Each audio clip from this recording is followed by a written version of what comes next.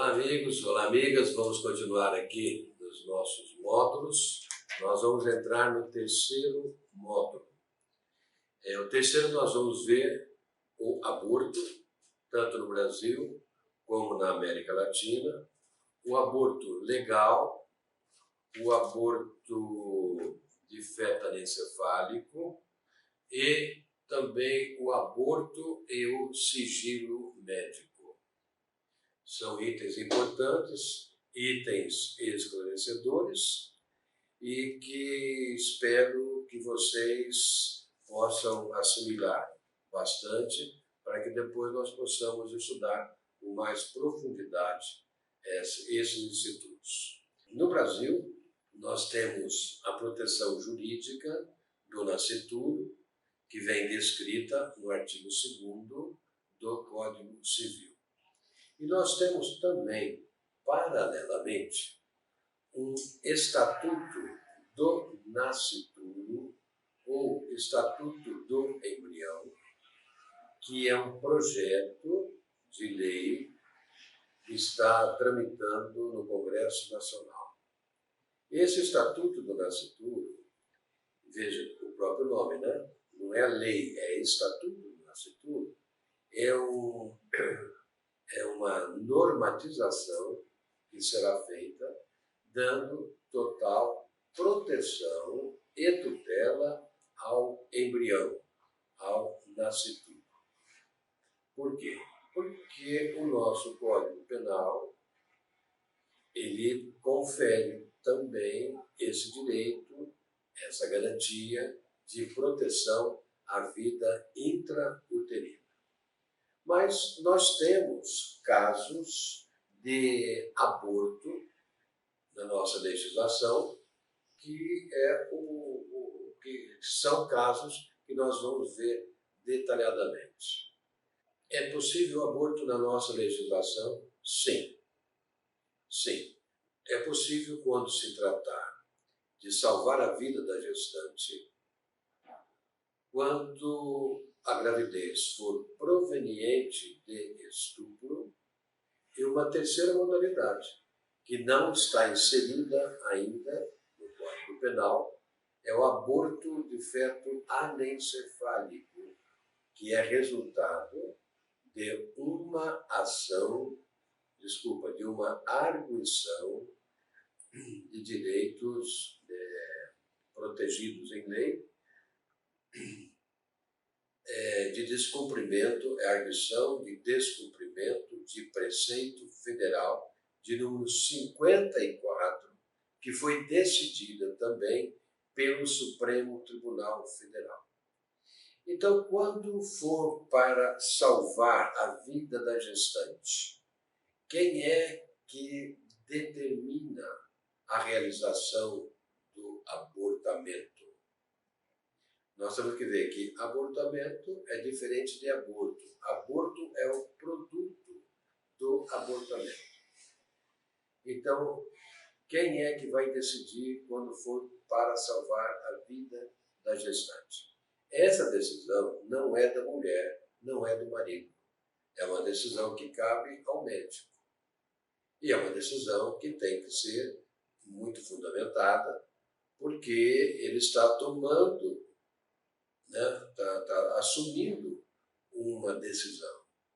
Na realidade, ele vai salvar a gestante em detrimento do embrião. É o princípio da proporcionalidade. Nós temos duas vidas em jogo. Qual delas é a mais importante? É a da gestante, porque ela já tem vida e ela pode também gestar um outro filho. Ao passo que o embrião, ou o nascituro, ele terá que nascer com vida e também depois entrar na vida e, quem sabe, aí ter uma vida bem sucedida. Mas a gestante, a mãe, já passou por essa fase. Então, prestigia-se a mãe e contra o embrião.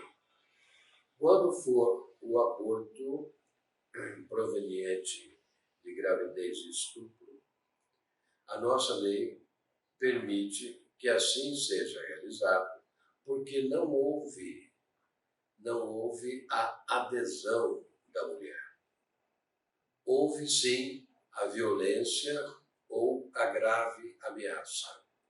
Essas duas circunstâncias são impeditivas e causam verdadeiro obstáculo à definição da pessoa. Então a mulher não consentiu e mesmo assim o homem teve relações com ela e ela veio a engravidar. Este filho não foi pretendido por ela. Este filho não é fruto do afeto, não é fruto do carinho, não é fruto do amor. E aí, este filho que ela está gestando não vai trazer para ela aquela satisfação que ela teria se fosse um filho consentido. Então, nesta hipótese, quando for proveniente de estupro, o legislador permite também esse procedimento. Como que é feito? Em qualquer hospital? Não. Em hospital público que tenha autorização e que seja referência nesta área. A mulher que foi estuprada, ela vai até seu hospital, ela será recebida por uma comissão multidisciplinar, compreendendo psicólogo, assistente social, compreendendo médico, e irá relatar o fato para a comissão. Esse relato do fato não tem nada a ver com a atividade policial. O relato do fato é para saber se ela se enquadra, se tem adequação com as modalidades de aborto previstas no Código Penal. Então, se ela falar que foi estuprada, ela não é obrigada, neste ato, a dar o nome do sequestrador, a qualificação. Isto é atividade policial. Isto é a polícia que vai fazer posteriormente, se ela quiser. Ela vai, nesse ato, dizer a essa comissão que aquele filho é proveniente de um estupro, que ela não tem interesse em concebê-lo e que quer saber o que ela pode fazer. A comissão vai explicar para ela que, se ela quiser, ela pode levar a gravidez até o seu final. E, com o nascimento, o filho será encaminhado à vara da infância e juventude para fins de adoção. Então, é a primeira hipótese. A segunda hipótese, se ela realmente quer fazer o abortamento, ela vai ter que assinar um termo de consentimento esclarecido, deixando transparecer de forma inequívoca a sua vontade de praticar aquele aborto. Não há necessidade nenhuma da instauração de inquérito policial. Não há necessidade nenhuma de ordem judicial para a realização desse aborto. Esse aborto é chamado de legal.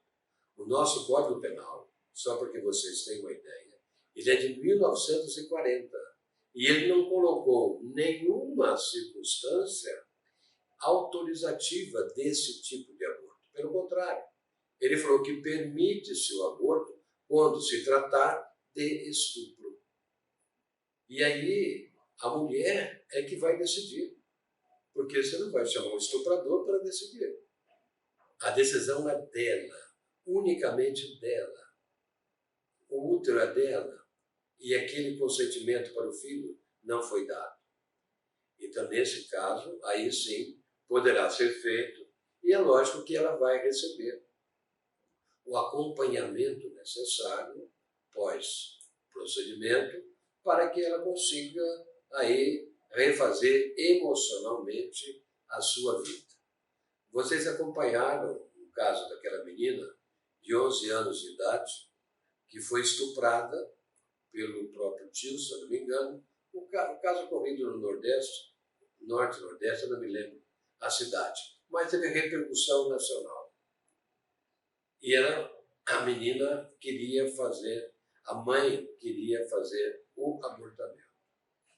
A gestação dessa menina, salvo engano meu, já estava na 29ª semana. Então, ela foi ouvida pela promotora e pela juíza, e ali aventou-se a possibilidade de nascer a criança. Porque, em razão da pouca idade dela, 11 anos de idade, ela poderia não suportar o parto. E aí, a discussão é se fazia ou não o aborto, levando-se em consideração a idade dela. E o próprio médico, ele pode decidir a esse respeito, né, levando-se em consideração a idade da criança. Mas acontece que essa criança, esse embrião, já estava aí na 29ª semana, bem próximo do parto. Optou-se por ter o filho. Agora, essa menina, pelo que eu fiquei sabendo, está novamente grávida. E agora já está com 13 anos de idade. Ela está dentro ainda daquilo que a lei chama de estupro de vulnerável. Vulnerável é aquela pessoa que não tem condições de decidir por si mesma. Há necessidade, sim, da manifestação paterna ou dos representantes legais. É um caso típico de estupro e também, ao mesmo tempo, para salvar a vida da gestante, se essa gravidez for uma gravidez de risco. E a outra possibilidade de aborto, que é proveniente da decisão do Supremo Tribunal Federal, é quando se tratar de anencefalia. Anencefalia é quando o embrião é desprovido da cavidade cerebral e ele tem a vida interna, única e exclusivamente. No instante que ele sai, ele vive por pouco tempo e morre. Anencefalia, céfalos, significa aquilo que nós chamamos de cérebro, vamos colocar assim, é a parte cognitiva da pessoa. E anencefalia significa a falta de cérebro, a falta de volição. Pois bem, esta falta de volição significa, guardadas as proporções, a definição da própria morte. A morte nada mais é do que a falência da vida encefálica. Então, quando se fala em anencefalia, significa que aquele feto já está com a morte decretada no interior do útero. E com a vida, com o nascimento, ele não vai ter continuidade.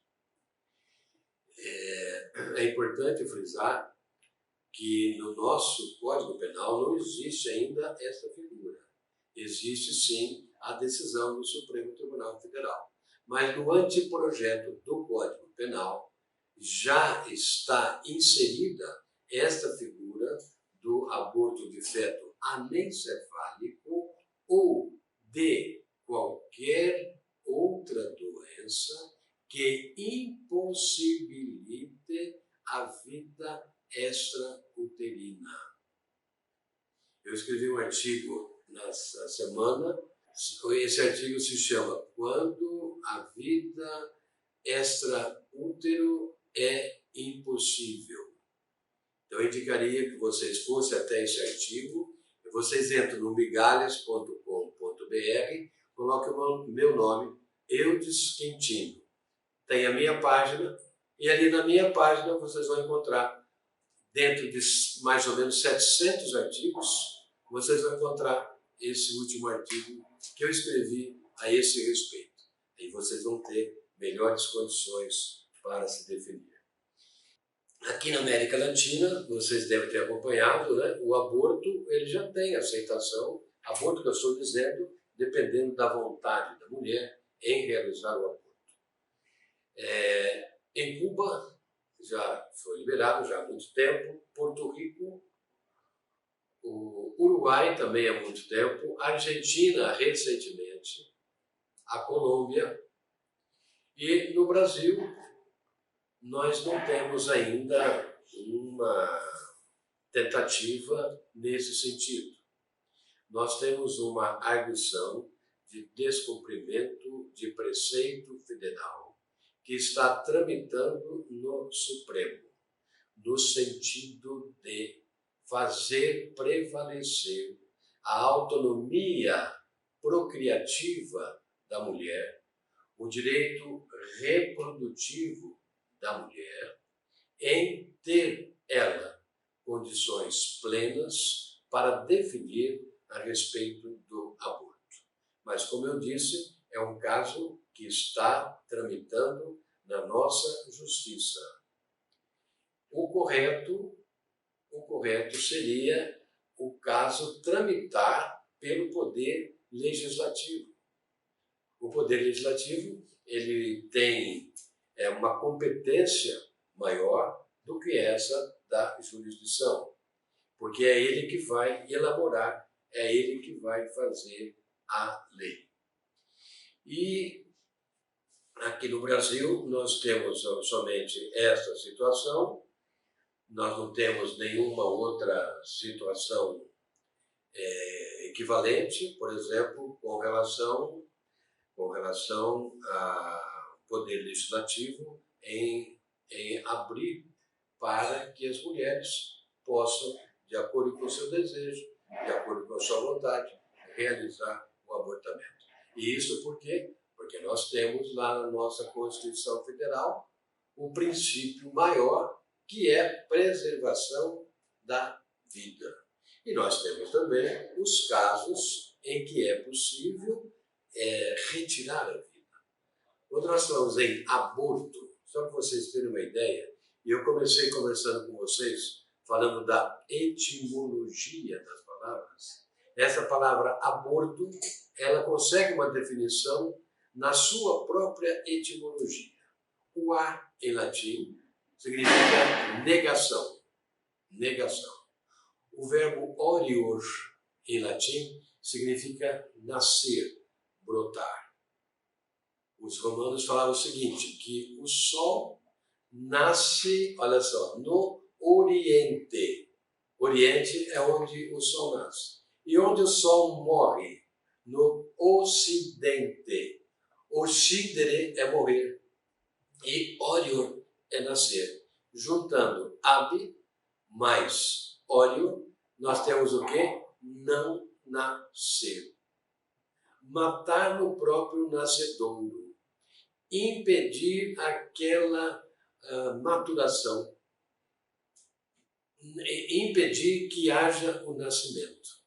Então, orior significa nascer, então você impede que haja o nascimento. A própria etimologia da palavra vai te dar a definição, o significado e o seu alcance. Então, são temas, vejam bem, são temas aderentes à parte bioética. Por quê? Porque nós temos que ver, nós temos que ver e analisar a configuração da autonomia da vontade, os benefícios e também da igualdade. Tudo isso regulamentado não, tudo isso nos dizeres do pensamento da bioética. E nós terminamos esse bloco e vamos passar na sequência para o último.